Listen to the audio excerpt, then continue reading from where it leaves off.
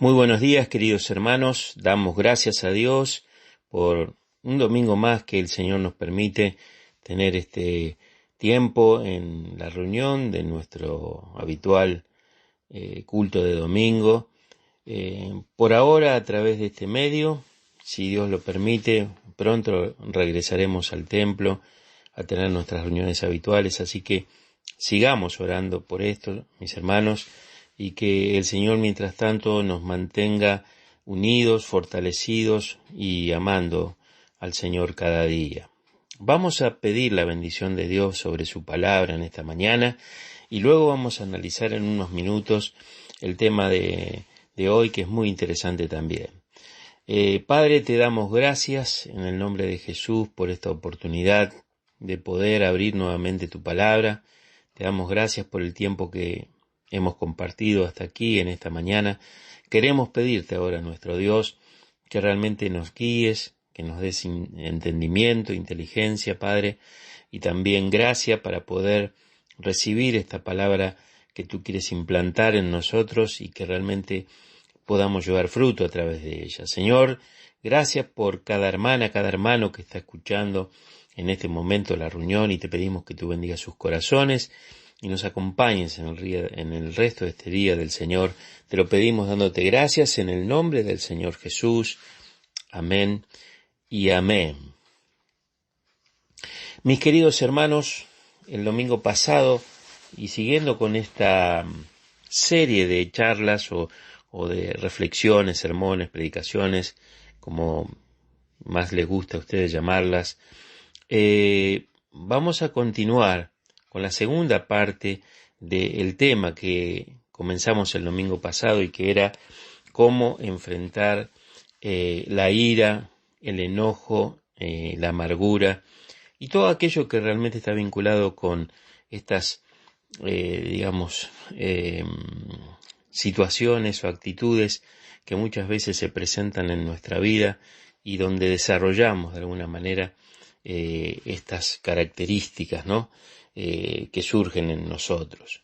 Si ustedes recuerdan, el domingo pasado estuvimos básicamente analizando el pasaje del libro de Santiago, la carta del apóstol Santiago, en el capítulo 1 y los versículos 19, 20, donde el Señor allí nos enseña la importancia de que nosotros podamos ser prontos para oír, es decir, rápidos en escuchar, y que seamos mucho más tardos, mucho más lentos para hablar, incluso para enojarnos, para airarnos.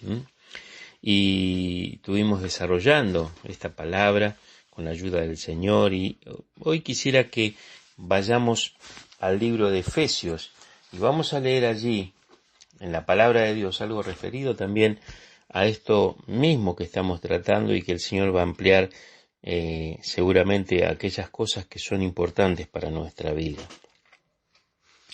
Dice el versículo 26 de el libro de Efesios capítulo 4, Efesios 4 y 26, dice: airaos, pero no pequéis, no se ponga el sol sobre vuestro enojo, ni deis lugar al diablo. Versículo 31 de este capítulo 4 de Efesios: quítense de vosotros toda amargura, enojo, ira, gritería y maledicencia y toda malicia. Versículo 32, antes sed benignos unos con otros, misericordiosos, perdonándoos unos a otros, como Dios también os perdonó a vosotros en Cristo. Como dije el domingo pasado, mis hermanos, hay una infinidad de textos que el Señor nos da en su palabra, tanto en el Nuevo como en el Antiguo Testamento, referido a todas estas actitudes y de alguna forma reacciones que se producen en nosotros. Y en este caso, la palabra de Dios nos enseña, entre otras cosas, que deben quitarse de nosotros. Deben quitarse de nosotros, deben salir, deben ser despojadas de nosotros la amargura, el enojo, la ira, la gritería, la maledicencia y toda malicia.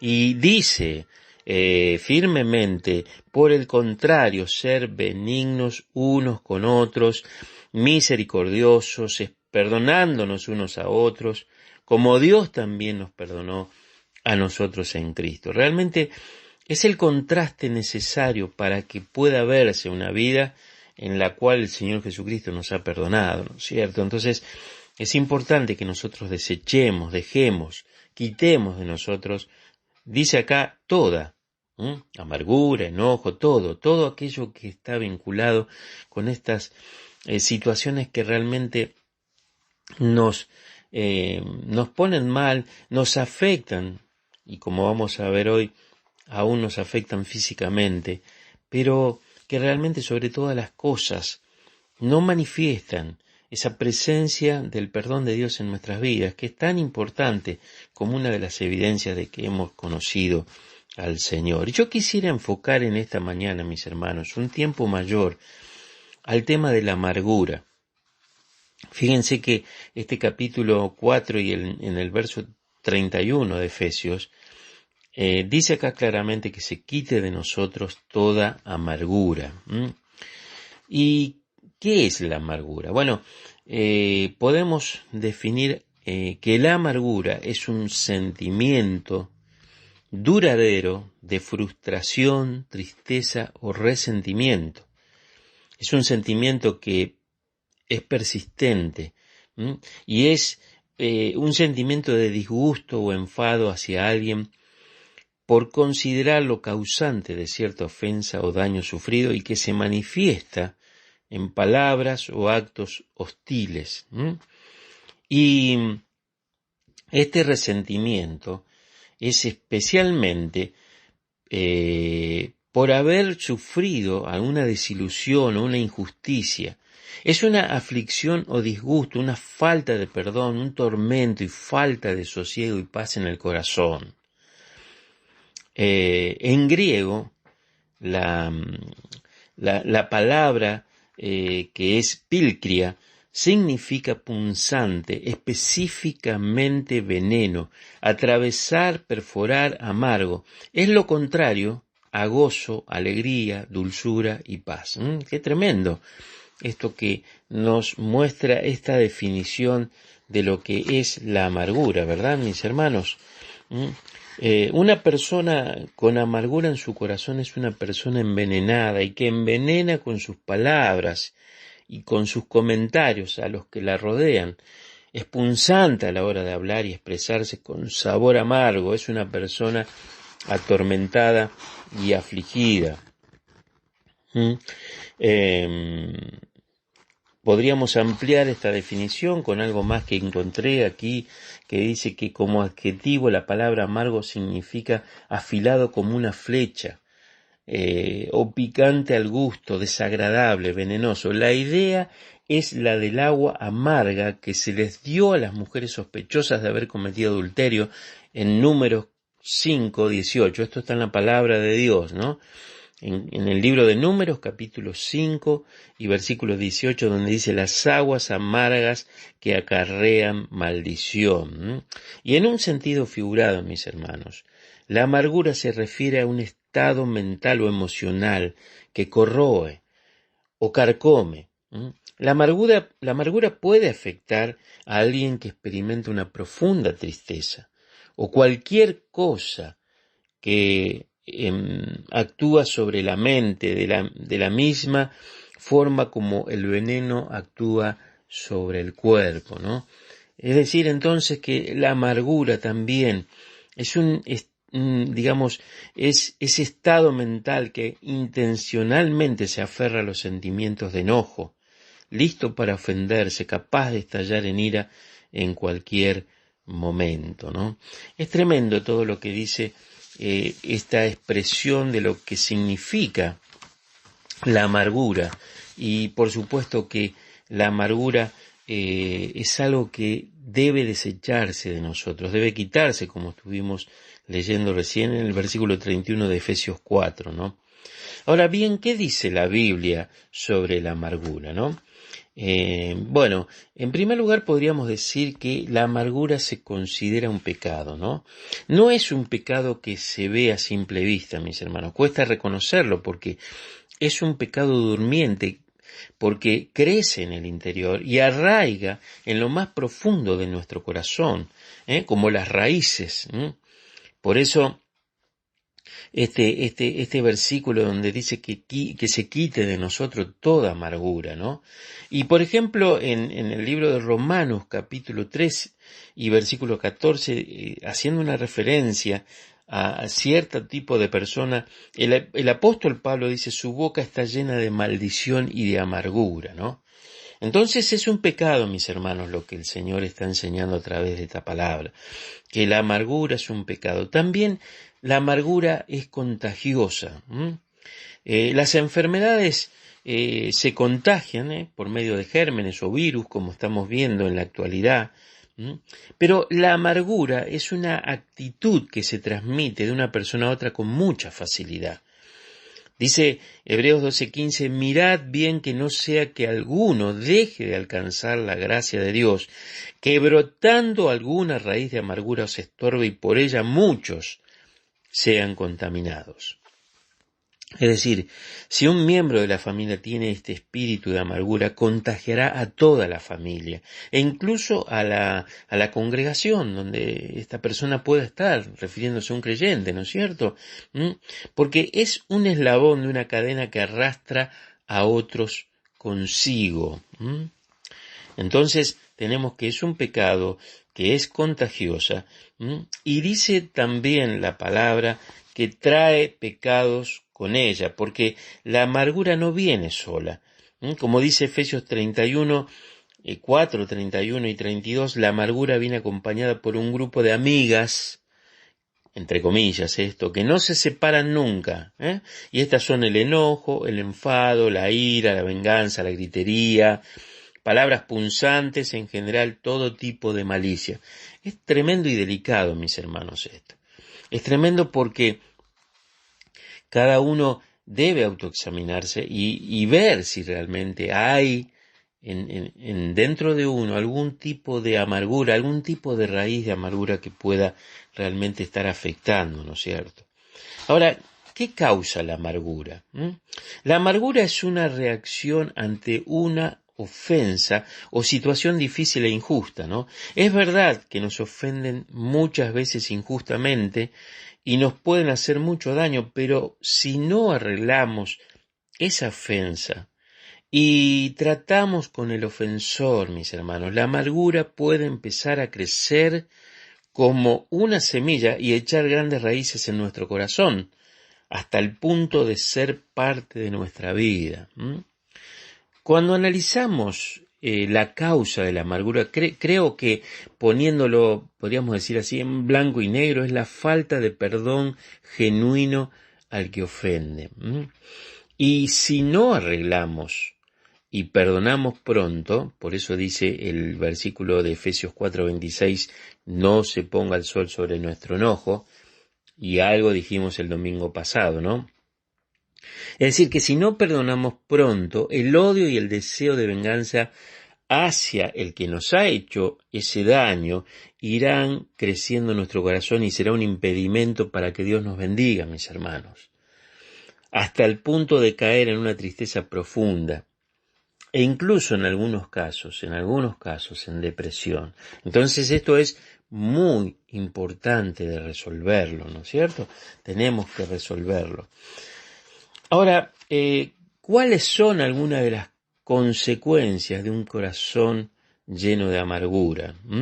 Bueno, los frutos de un corazón lleno de amargura se manifiestan primeramente en las palabras y las conversaciones, ¿no? Llega a ser casi una obsesión. El ofendido va de víctima, es decir, se siente realmente afectado, reclamando que ha sido un acto injusto contra él y produce unos deseos de venganza sobre la persona o las personas responsables de ese daño, ¿no? Y si no hay perdón, que ya vamos a hablar específicamente un domingo de estos sobre cómo enfrentar la necesidad de perdonar, Pero si no hay perdón, mis hermanos, genuino e inmediato, la ofensa dará lugar a la ira, y esa ira irá desarrollando un tipo de venganza y un espíritu crítico y cínico, dando, digamos, a luz a la amargura, mis hermanos. Esto es muy importante que tengamos en cuenta, que estemos alertas, que estemos atentos, porque muchas raíces de la amargura son pecados no perdonados del pasado que los llevamos a rastras como cadenas pesadas y atadas a nuestro cuello. Entonces, tenemos que hacer una revisión si realmente estamos con un espíritu de amargura, si es que algo no hemos perdonado, si realmente no hemos solucionado algo con alguien, si realmente nos sentimos ofendidos y no hemos podido resolver esa situación. Entonces, después de que se presenta toda esta situación, empezamos a hablar mal de la persona que nos ha herido y a justificarnos a nosotros mismos, mis hermanos. Quizás hasta aumentemos el daño que sufrimos y buscaremos aliados que nos apoyen y defiendan nuestra causa. Y no olvidemos que eso es calumniar y dividir. La persona amargada, mis hermanos, pierde de vista la realidad porque todas las acciones de los demás las mirará con un corazón amargado y legalista, y al no poder perdonar a su ofensor, hace que mire los pecados de los demás con falta de misericordia, mis hermanos.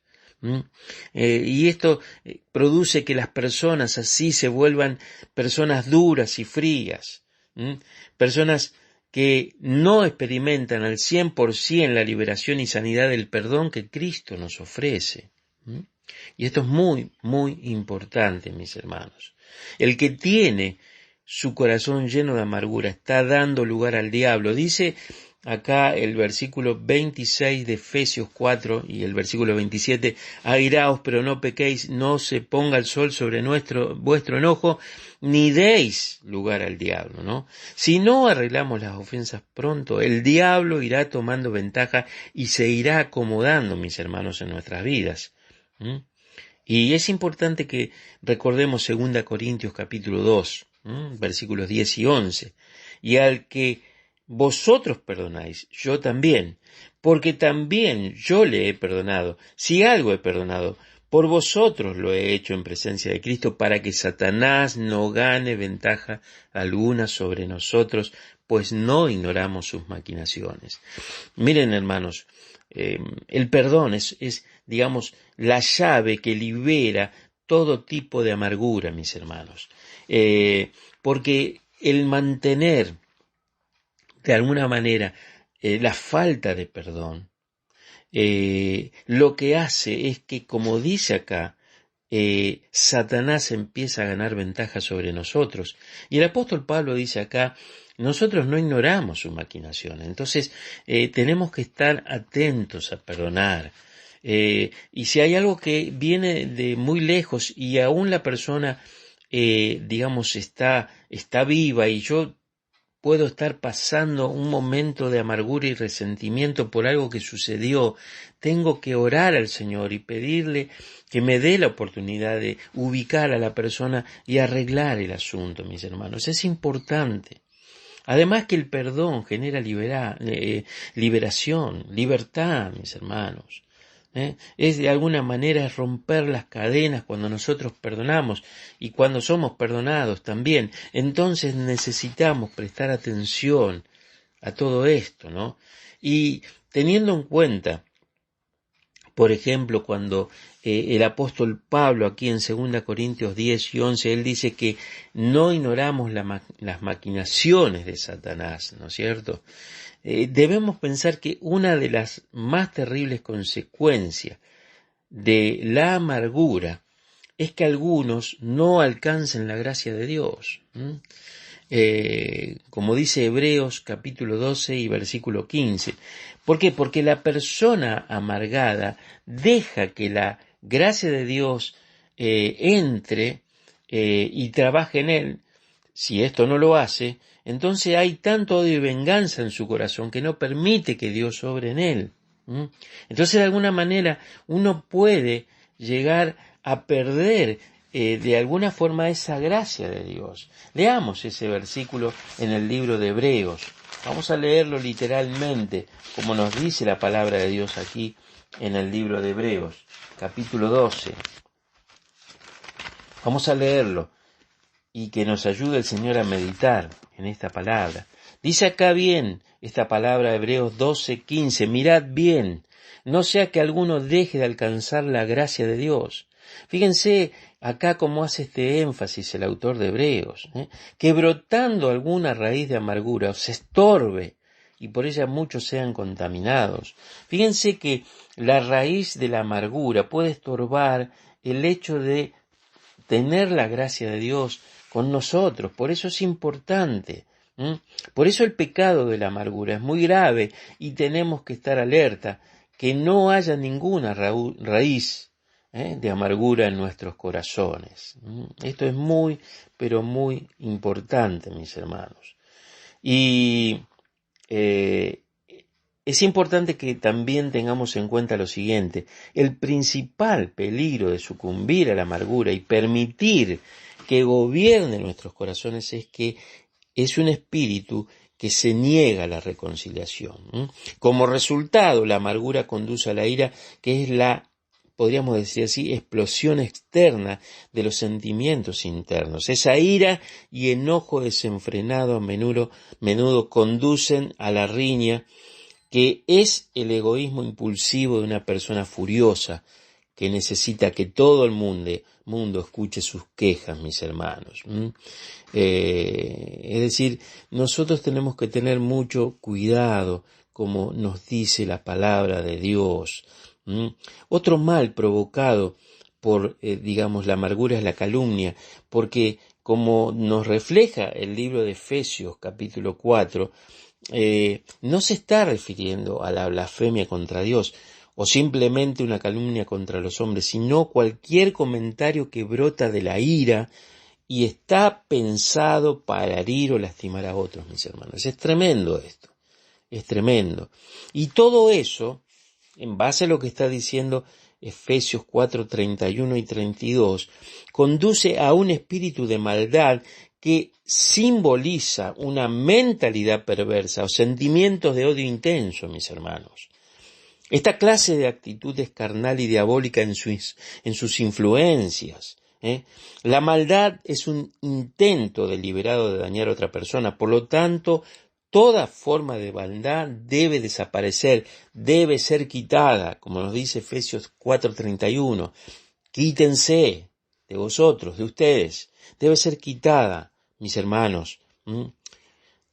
La persona que es amargada a menudo es resentida, es cínica, es cruel, es indiferente, implacable y desagradable como para estar con ella, mis hermanos. Cualquier expresión de estas características es pecado contra Dios, son características de la carne y no de su espíritu, es decir, del espíritu de Dios. Entonces, tengamos muy en cuenta esta palabra, mis hermanos. Es una palabra que quizás sea dura, pero es importante que no dejemos pasar cuando Dios nos habla. Uno puede, descubrir en la palabra de Dios algunos casos de personas que han sido afectadas seriamente por un espíritu de enojo o quizás un principio de amargura, ¿no? Tenemos muchos casos, pero, por ejemplo, en el libro de Números, capítulo 20 y versículo 7, dice: y habló Jehová a Moisés diciendo: toma la vara y reúne la congregación, tú y Aarón tu hermano, y hablad a la peña a la vista de ellos. Y ella dará su agua, y le sacarás agua de la peña, y darás a beber a la congregación a sus bestias. Entonces Moisés tomó la vara delante de Jehová, como él le mandó. Versículo 10 de Números 20. Y reunieron Moisés y Aarón a la congregación delante de la peña y les dijo: oíd ahora, rebeldes, ¿os hemos de hacer salir aguas de esta peña? Entonces alzó Moisés su mano y golpeó la peña con su vara 2 veces, y saliendo muchas aguas, y bebió la congregación y sus bestias. Y Jehová dijo a Moisés y a Aarón: por cuanto no creísteis en mí para santificarme delante de los hijos de Israel, por tanto no meteréis a esta congregación en la tierra que les he dado. Y dice la historia, más adelante, que Dios le mostró la tierra prometida desde lejos antes de morir a Moisés, pero nunca pudo poner su pie en ella, después de tanto esfuerzo, mis hermanos. Moisés no pudo disfrutar de toda la bendición prometida, fue porque su enojo le hizo desobedecer a Dios. Qué importante, vimos el domingo pasado el caso de Jonás, rápidamente. Pero uno ve acá que Moisés, que de alguna manera estaba representando a Dios en ese momento, no fue fiel a la palabra de Dios, porque él los trató de rebeldes, cosa que Dios no había dicho que tenía que decir él al pueblo.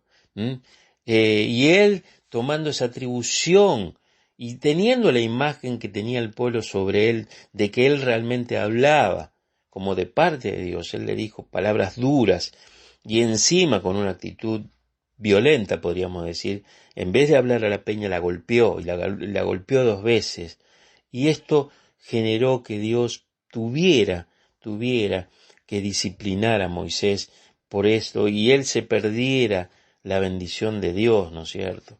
También hay otros casos, sabiendo que, digamos, la ira trae enfermedades, y esto no es la perfecta voluntad de Dios para su pueblo, ¿no?